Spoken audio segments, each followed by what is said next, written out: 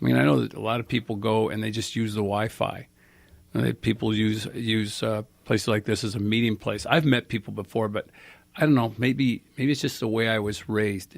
If I'm going to go into Tim Hortons for a coffee or to use the bathroom, I'm going to buy a coffee on my way out.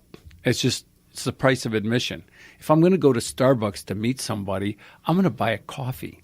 Now, I don't know. I'm sorry you got to pay $10 to Starbucks. You could have gone to Tim Hortons, Right. You could have gone anywhere. Big B's, I think this McDonald's. I think this was in Philadelphia, and I'm not sure the exact area in Philly, but they might get a fair amount of vagrants through there.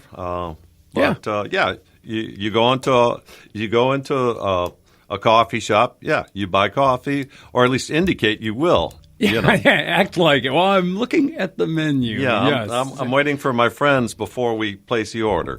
But the way these guys, I got to say, at least these guys comported themselves when the cops took them away, right? So if you saw the video, if you didn't see the video, I'll describe it to you. Basically, customers are asking the police, why are you taking them away? What did they do wrong? Well, obviously they weren't, shouting, screaming, throwing, flinging food, but they were, the term is trespassing. And the police came in, talked to them. It looks like, to me, I would expect the police to say, will you please leave? And if they don't leave then you take them away. And then the black police chief, their boss, he says, I have no problem with what my officers did. So there's more to this story than I think meets the ear, right? Well, I'm not sure exactly what happened, but it seems like the police officers acted responsibly. I think the people that were sitting there without buying a coffee probably should have just indicated, I plan on buying a coffee. Yeah. We're waiting for a friend. When he gets here, we'll order. Right. I mean, I've done that, but then I've ordered, too, for that matter. Right. But then it wouldn't be a story, would it? No. But what happened after that I thought was pretty funny, because there's this guy who Twitters as Jesus Hotep. And he's a motivational speaker. He's not a rabble-rouser. He's a pretty good guy, and he's got a good sense of humor. So he did a video of himself walking into Starbucks, and I don't know if you've heard this or not, but I'm going to play it for you anyhow. Derek? How you doing? Good, how are you? All right, I heard y'all was racist, so I came to get my free coffee. I saw that. Yeah, I heard you guys don't like black people, so I wanted to get my Starbucks reparations voucher. What's that? Is that a real thing? It's a real thing. I mean, I'll give it to you. I saw that on my Twitter last night. I was like, what the? Yeah, I need a free coffee. I'll give you a free coffee.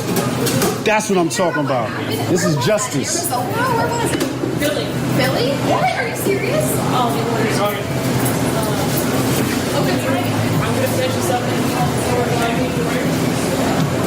This is justice. This is what I'm talking about. It's great customer service. Yeah, I was reading that and I was like, there is no way. Absolutely. You're making me mad.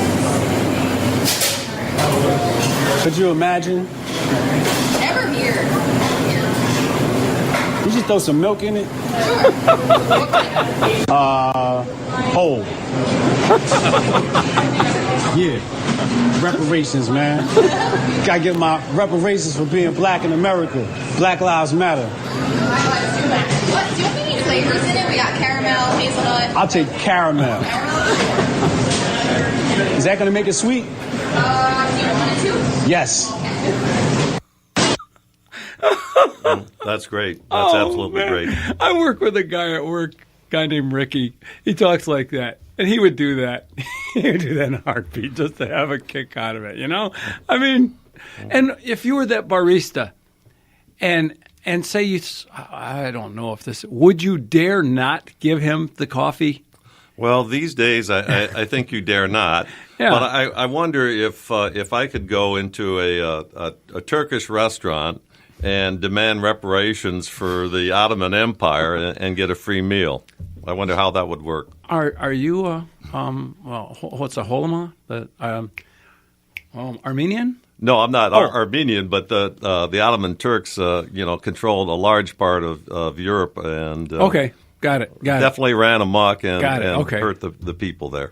Yeah. All right. Thought you were going to say you were Armenian? I didn't think No. Wassel was an Armenian name.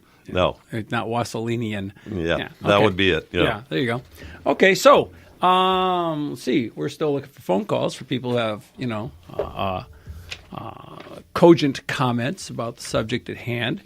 Once again, though, how far is reparations going to go? It's going to, if we ever went into reparations for slavery in this country, it'd be more than a cup of coffee.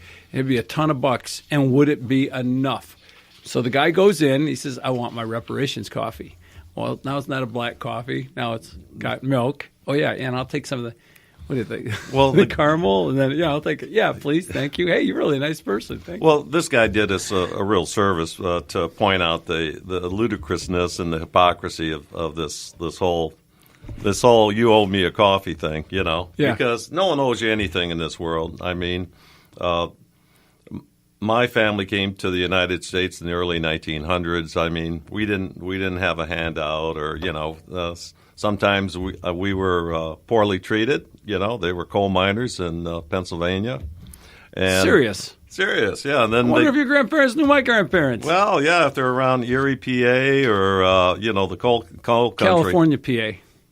No kidding. No kidding, man. Okay. Right on the Monongahela River. Okay, well then. My brother! That's it. That's right. I guess we really are those bad people. But no, no one owes you anything in this country, and especially these days. I mean, we fought a civil war over the issue of slavery.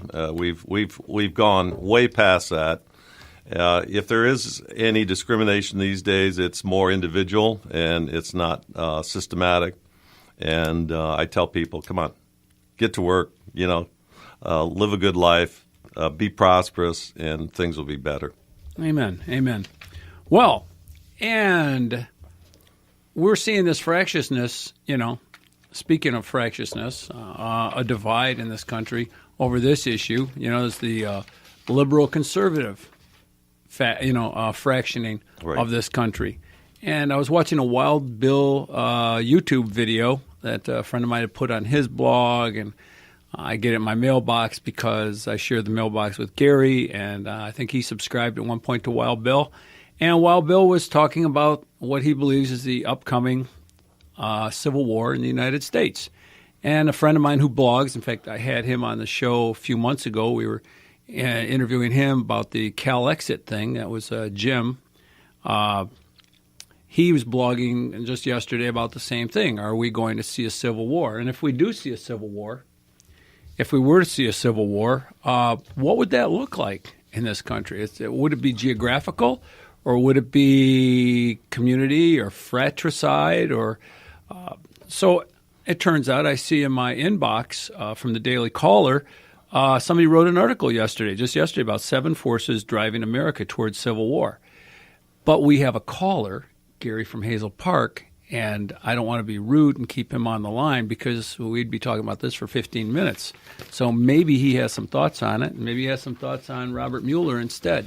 So, Derek, would you put on Gary, please? Good afternoon, gentlemen. Hey, Guy. What's up? A civil war in America would be bloody. It would be a mess. I mean, it would be hard to draw lines. It'd be hard to figure out who to shoot at. But I did call about Mueller and this notion that you can't fire him because his lawyers need job security because they got families to feed. I think that was a joke. Well, no, but, the point is, though, they were supposed to get like civil servant protections, 10 days notice and the ability to file for a reprieve, the show cause. And it was civil service type protections they were trying to be given. And I kind of expanded that to, they got families to feed. It's a job, Well, maybe if you could expand it a little further, maybe that's why they don't want to close the border, because the ICE agents have jobs and they got to feed their families. Yeah, exactly. Maybe they don't want to do anything about drugs because, the doctors need to take care of the patients. Oh, those drugs. I thought you meant the other drugs. Or maybe that's why Obama let all those felons out because, after all, the cops got to go find them again. Yeah, yep. With that logic, you don't have to enforce anything or do anything because everybody needs a job. They're letting the felons out. I know somebody who was in prison, and his he had a nonviolent crime, and he saw guys getting out who were violent criminals, but the Obama administration let them out because they were drug related. And Go ahead. I'd like to see, like 5 years after, where these men are, what they are doing. I mean, was it justifiable to let them out? Or have they killed again, or what? I mean, it'd be impossible to do such a survey. But it'd be very interesting to see how much actual carnage Obama has on his hands due to these felons he released. Well, it'd be similar to Fast and Furious for one. We tracked how much damage was done there, and then the DOJ does track Recidivism. Yeah, that word. That word. Yeah. The going back to crime rate. Yes, that word. Right. Well, I think what you're talking about. There are costs involved of not protecting the border, of not keeping felons that are in jail and violent in jail. I mean, these costs cost you, me, Ed, the taxpayers, needed tax dollars that could go in for infrastructure or to make America great again. And if we're wasting it, by letting people through and then through the border and then paying for their health care, I mean, that's crazy. And I agree with you. We need to do something about it. Yeah, you bet. And that's why we elected Mr. Trump. And hopefully after him, we'll get Pence or somebody equally level-headed about it and take care of business and save America.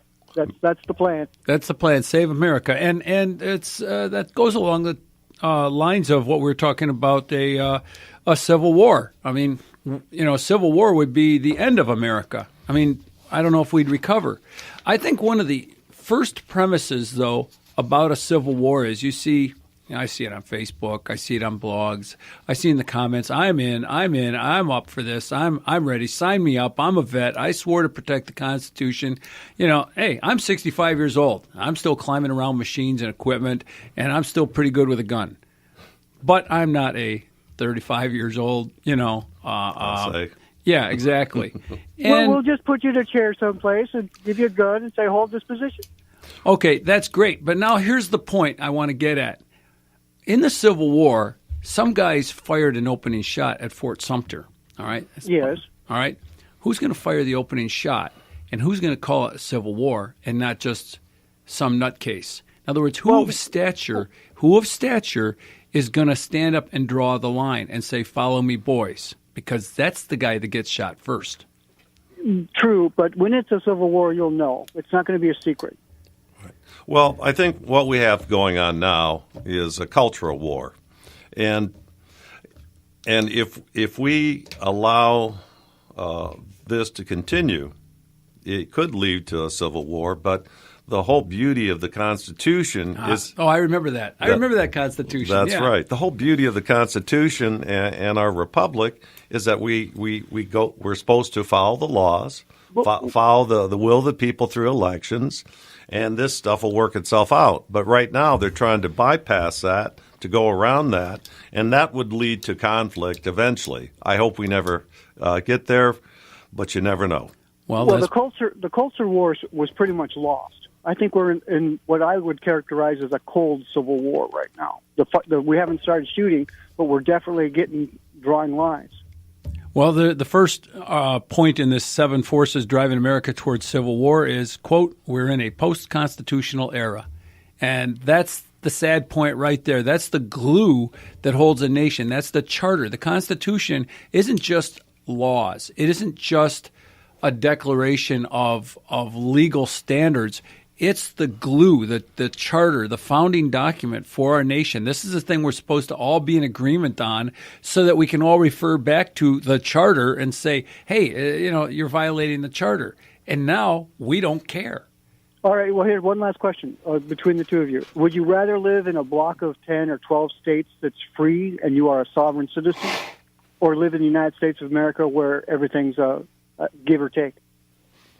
Obviously, people want to live with freedom, and hopefully it won't get to the point where it's a block of states versus the United States of America. But obviously, our forefathers chose freedom, and that's what that's what every legislator slater is supposed to erase